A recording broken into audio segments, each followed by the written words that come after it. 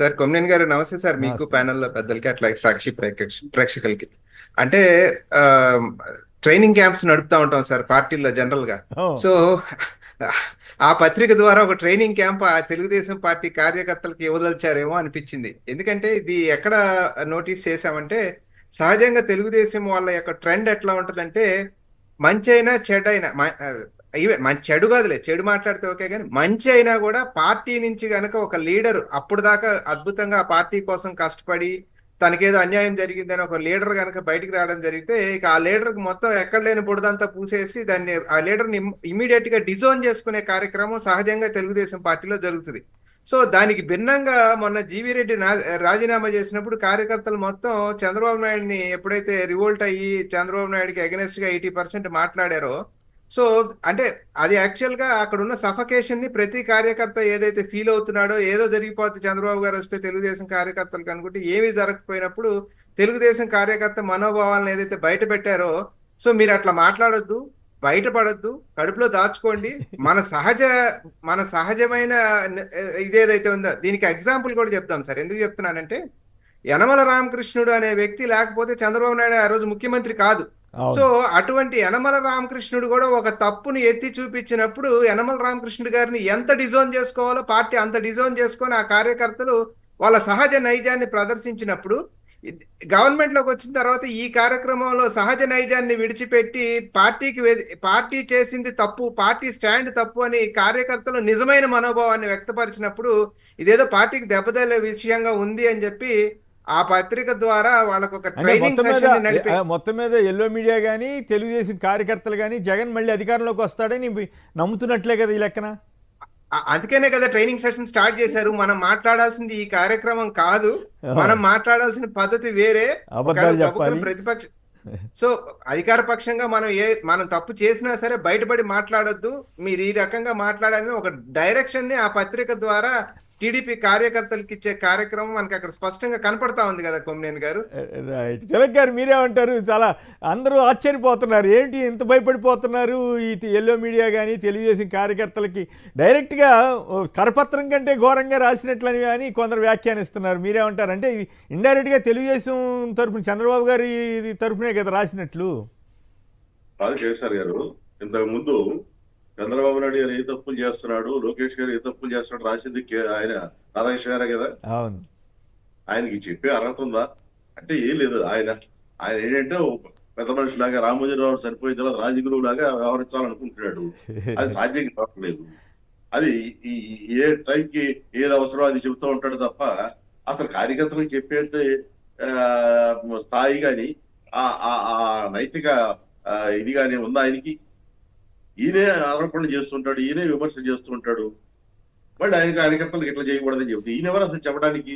నువ్వు పార్టీ సభ్యత్వం తీసుకో, ఆంధ్రజ్యోతిని అనుబంధ సంఘంగా పెట్టు తెలుగుదేశం పార్టీకి, అప్పుడు ఏదైనా చెప్పు. అలాగే ప్రభుత్వంలో కూడా నేను ఒక మాట సందర్భం వచ్చింది కాబట్టి చెప్తానండి. ప్రభుత్వంలో కూడా ఈ ప్రభుత్వంలో జగన్ ప్రభుత్వంలో ఇంత నష్టం జరిగింది, అంత కుంభకోణం జరిగింది అని చెబుతా ఉంటాడు. నేను స్పష్టంగా చెబుతున్నాను, ఈయన పవర్ ప్లాంట్ వల్ల ప్రభుత్వానికి బీటీపీఎస్ కి ఎన్ని వందల కోట్ల నష్టం జరిగిందో ఆధారాలతో సహా ఉన్నాయి. మరి ఇవాళ వరకు ప్రభుత్వం చర్య తీసుకోదు. ఆయన నిధులు చెప్పడానికి పరిమితం అయితే ఎట్లా? ఇంకొక మాట చెప్తాను, ఆంధ్రజ్యోతి ఈయనకి అప్పచెప్పిన తర్వాత షేర్ హోల్డర్లకు ఎవరికైనా కనీసం కాంప్లిమెంటరీ కాపీ, డివిడెండ్ పక్కన పెట్టండి, కాంప్లిమెంటరీ కాపీ ఇస్తున్నాడు ఆయన? పెట్టుబడి పెట్టిన వాళ్ళకి డబ్బులు ఇచ్చాడు ఆయన? ఒరిజినల్ పెట్టుబడిదారులు ఏమైపోయారో తెలియదు కదా, వాళ్ళ పరిస్థితి ఏమైపోయింది. ఆయన నీతులు చెప్పడం అనేది వాళ్ళకి బాగుంటుందేమో కానీ చూడటానికి తెలిసిన వాళ్ళకి అది అసహ్యంగా ఉంటుంది. పైగా ఇంకోటి చూడండి, ఇక దీని మీదకి వెళ్దాం. వైసీపీతో వినాశనం అని సరే, దీని మీద మళ్ళీ వెళ్దాము. చంద్రబాబు గారి వ్యాఖ్యల మీద వైపీఎస్ సునీల్పై వేటంట. అంటే ఇప్పుడు పనిచేసే వాళ్ళంతా టీడీపీఎస్ కింద లెక్క, ఐపీఎస్ కింద లెక్క. ఏంటి ఇంత నీచంగా రాయటం? ఇది మారడ అయినా.